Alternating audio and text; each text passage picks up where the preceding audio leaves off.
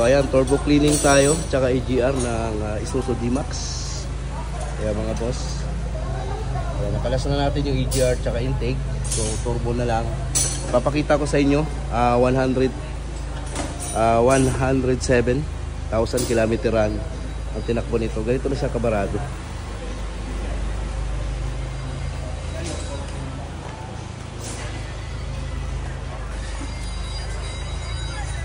Sa kabarado.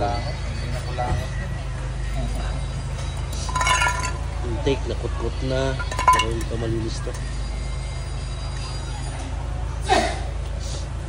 Cooler. Sobrang dumi. Ayan kay sir. Shout out kay sir.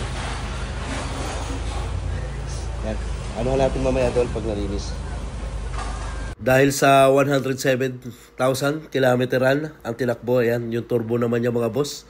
Sobrang dumi din, kaya sinabay na rin natin. Ayan, tingnan nyo naman yung carbon. Sobrang kapal, tapos maganit na yan, oh. Yan, so, yan po ang pinaka-importante sa mga turbo nating linisin, no? Para maiwasan nating masira yung turbo. Nakita nyo kanina, sobrang dumi ng ating EGR, tsaka intake manifold. Tingnan nyo naman mga boss, yung pagkatapos nating linisin. Tapos ito naman yung finish natin na linis ng turbo. Ayan, kung meron kayong mga sasakyan mga boss na gusto ipa-maintenance, EGR tsaka turbo, pwede tayo.